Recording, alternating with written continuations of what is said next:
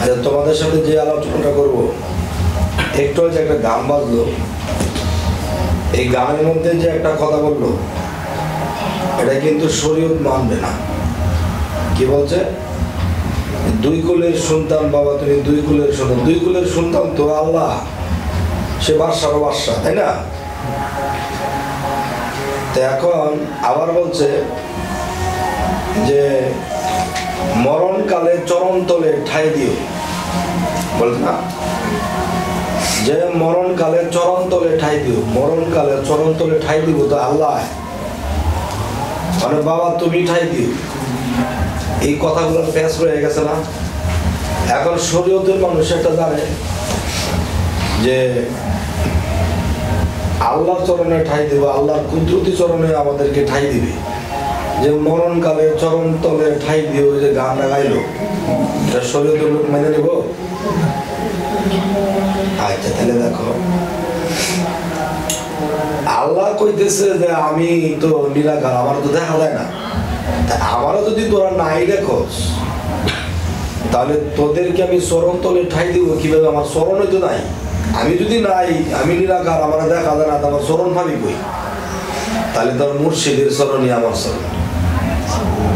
আচ্ছা, তাহলে আল্লাহ নিজে স্বয়ং সমস্ত ফেরেশতাদেরকে বলছে যে আমার আদমকে শ্রদ্ধা করো। হে আল্লাহ, আদমকে শ্রদ্ধা করবো কেন? শ্রদ্ধা তো আমি আপনাকে করবো সকলে। তখনই বলছে যে আদমের কালবের ভিতরে আমি শাহিলাহির বারাম খান, আমি আদমের কালবে বসে আছি। তোমরা যদি আদমকে শ্রদ্ধা করো, এই শ্রদ্ধা আমি আদমের কালবে বসে নিয়ে যাই। আর আদমের চরণই আমার চরণ, আদমের কালবি আমার কাল, আদমের রূপ স্বরূপ আমার চরণ। যদি এর বাহিরে আমরা যাই, তাহলে আল্লাহর কোনো আকার নাই। আর আকার নাই এই কথাটা বলতে গেল আমাদের পাপ। কিরকম? যেমন নিরাকার শব্দের অর্থ কি? যার আকার নেই, এটাই তো কয়। কিন্তু দেখো, নির আকার, নিরেরও আকার আছে। আচ্ছা, আবার যদি যাই যে খালাকাল ইনসানি আদম ওয়ালি সুরাতি, যে আমি আদমকে সৃষ্টি করেছি আমার রূপে। এখন আমার নিরাকারী রূপ বা আমার যে প্রকাশ্যে যে রূপ, এই রূপ তোমরা দেখো নাই। তাই সেই প্রকাশ্যে রূপকে আমি মুকরুমকে দিয়া মাটি দ্বারা বানাইলাম, মাটি দিয়া বানাইয়া আমি সেই আদমের কালবে বসত করি। আর সেই আদমের কালবে বসিয়ে আমি আদমের মুখ দিয়ে কথা বলি। যেমন আরেকটা বিষয়, আদমের কালবে যে আল্লাহ বসলো, এটার প্রমাণ কি? তখন ফেরেশতারা বলতেছে যে হে আল্লাহ, আমাদেরকে তো আগে সৃষ্টি করছে, এখন আমরা যা জানি আদম তো জানে না।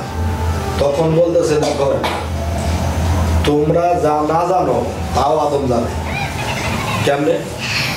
তাহলে তোমরা সৃষ্টির পরে, তোমাদেরকে সৃষ্টির পরে তোমরা কি দেখছিলা?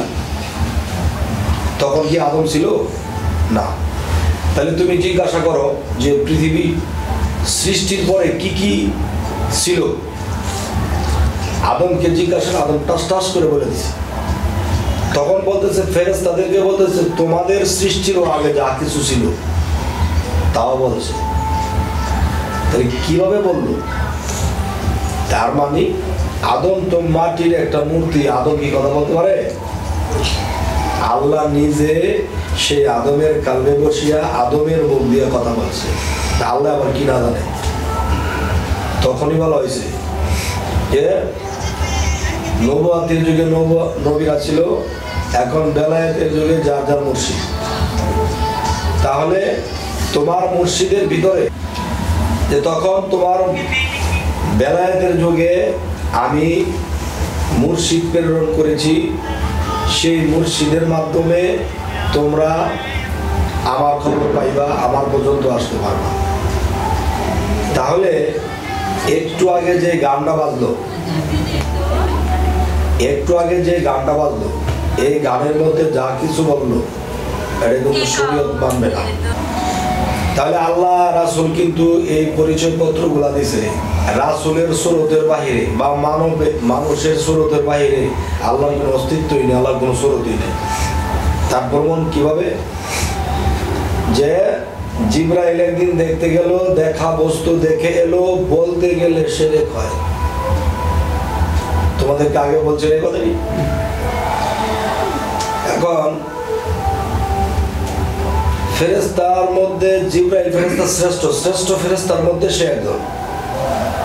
এখন এই জিবরাইল ফেরেশতা বলতেছে, হুজুর আমি যে আপনার কাছে আল্লাহর তরফ থেকে খবর আইনা দেই, এই খবরগুলো যে আমি আপনাকে আইনা দেই, কিন্তু আমি তো আল্লাহকে কখনো দেখি নাই। গায়েবের শব্দ পাই আপনার কাছে আমি জানাই, কিন্তু আল্লাহকে কখনো দেখি না। আপনি যে মেরাজ করছেন, আল্লাহর সাথে যে সাক্ষাৎ করছেন, আল্লাহ কোথায় বসা, কি রূপে আল্লাহ, আমার একটু দেখার সব। জিবরাইল দেখবা, আচ্ছা আরশে আজিমের ইমুক ঠিকানায় চলে যাও। তুমি তো তোমার পাখার মধ্যে আল্লাহ এত শক্তি দিছে যে এক চাপ দিলে পাখা এক আসমান, দুই চাপ দিলে দুই আসমান, সাত চাপ দিলে তুমি সাত আসমানে চলে যেতে পারো, কিন্তু আল্লাহকে দেখো না। এখন এই ঠিকানায় আরশে আজিমের এই জায়গায় চলে যাও। তখন তিনি একে একে সাত চাপ দিয়ে সেই আরশে আজিমের মধ্যে গেছে। যাইয়া দেখে এখানে রাসূল বসা, আবার রাসূলের একটা পাগড়ি মাথায় বাঁধতেছে। কি যেখানে আল্লাহ থাকার কথা, এখানে রাসূল টপ করে সে সেকেন্ডের মধ্যে জমিনে আসে। জমিনে এসে দেখে এই রাসূলই আবার এই পাগড়িটা খুলতেছে। হুজুর আমি তো বললাম না, আপনি যেখানে আল্লাহর ঠিকানা দিছে ওইখানে আপনি বসা, আর আল্লাহ আমাকে এত ক্ষমতা দিছে আমি সেকেন্ডে আরশে আজিম চলে যাই। আপনার আবার কতটুকু শক্তি আল্লাহ দিছে যে আমার আগে আমার আগে এনে গেছেন না। হুজুর ব্যাপারটা বললাম না, যেখানে আল্লাহ থাকার কথা সেখানে আপনি আবার আমার আগে আয় করছেন। আমার এত স্পিরিট দিল আল্লাহ, আপনি আমার আগে আয় করেন। তখন রাসূল হাসে, বলতেছে জিবরাইল এই জন্যই তোমরা ফেরেশতা, তোমরা সহজ সরল, তোমরা বুঝলাম না। এই কথা বলার সাথে সাথে জিবরাইলের মাথার ব্রেন খুলে গেছে। ব্রেন যখন খুলে গেছে, চোখটা ধরে পানি পড়তেছে। আপনার হুজুর না, আপনি কি সব এই পায়ের মধ্যে ধরছে, আপনার খবরগুলি আমি এতদিন আপনার কাছে আমি এনে দিছি। এখানেও বোঝার বলে আছে না। দেখো হযরত মুহাম্মদ সাল্লাল্লাহু আলাইহি ওয়াসাল্লাম যেই রূপে ছিল, এখন একটা জিনিস দেখো, আল্লাহকে যে মানুষ নিরাকার বলে, কি কি না বোঝার কারণে বলে। দেখো একটা পুতুল, প্লাস্টিকের পুতুলের ভিতরে যদি কেউ পানি ভরে, এই পুতুলটা যদি ফ্রিজে রাখে, ফ্রিজে রাখার পরের দিন যদি এই পুতুলটাকে উপরের খোসাটা ফালাই দেওয়া হয়, ভিতর থেকে আরেকটা পুতুল বাড়িয়েছে না। পানির আরেকটা বাসা হলো নীর, নীর অর্থ পানি। তাহলে এই নীর যখন জমাট হয়েছে, তখন কিন্তু এই পুতুলের ভিতরে গিয়ে আরেকটা পুতুলের সৃষ্টি হয়েছে, ঠিক না? নবীজি একটা নূরের পুতুল না? নবীজি যদি নূরের পুতুল হয়, তো এইটার ভিতরে যদি আল্লাহ নিরাকারে ঢুকে কার রূপ ধারণ করবে? নবীর রূপ ধারণ করছে না? তাহলে এখানে দাঁড়িয়ে দেখে গেছে, এখানে এক রূপেই। এইখানেই বলা হয়েছে যে খালাকাল ইনসানি আদম আলী সুরাতিহি, যে আমার রূপে আমি আদমকে সৃষ্টি করিলাম, এবং যে আদম নিজেকে পবিত্র করলো, আমি সেই আদমের কালবে বসত করি। সেই আদমের কালবে যদি আমি বসত করি, তাহলে তার চোখ, নাক, কান, মুখ, কথা সমস্ত কিছু আমার। তাহলে তোমরা যদি আমাকে কখনো আঘাত করতে চাও, আমি তো নিরাকার, আমাকে কেউ কখনো দেখো না। যদি আমাকে আঘাত করতে চাও, তাহলে পৃথিবীতে কোনো আমার বন্ধুকে আঘাত করো, সে আঘাত আমি পাবো। আমার বন্ধুকে তোমরা সেবা করো, এটা আমি পাবো। আমার বন্ধুকে তোমরা গালি দাও, এটা আমি পাবো। আমার বন্ধুকে অপদস্থ করো, সেটা আমি পাবো। তাহলে এখানে টিপ দিলে সেখানে বাজে। তাহলে বোঝা গেল কি, যে দুই কুলের সুলতান বাবা, তুমি দুই কুলের সুলতান, মরণকালে চরম তলে ঠাই দিও বাবা।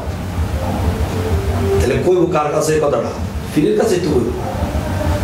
আল্লাহ রূপ স্রোত আছে, পীরের ভিতরে গিয়া পীরের রূপ ধারণ করছে, পীরের ভিতরে ঢুকিয়া নিরাকারে ঢুকিয়া পীরের রূপ ধারণ করছে, পীরও তো একটা পুতুল নাকি? তাহলে পীরকে যদি কেউ মানে সে রাসূলকে মানলো, যে রাসূলকে মানলো সে আল্লাহকে মানলো। পীরকে যে অপদস্থ করলো সে আল্লাহকে অপদস্থ করলো। তাহলে আল্লাহ যে আমাদের সব নিকটে, আল্লাহ আমাদের খুব নিকটে, কিন্তু আমরা বুঝি না, আমরা চিনি না। এই আলোচনা আমার করতে ইচ্ছা করলো এই গানটা শোনার পর, যে শরীয়তের ভাষায় তো এই গানটা বুঝবে না। আল্লাহর চরণ তলে আমরা ঠাঁই নিব, আর সে তারা কি বলতেছে, চরণ তলে ঠাঁই দিও বাবা, চরণ তলে ঠাঁই দিও, ইহকাল পরকাল। যাক, কথাগুলো আমি বুঝাইতে পারছি? ঠিক আছে।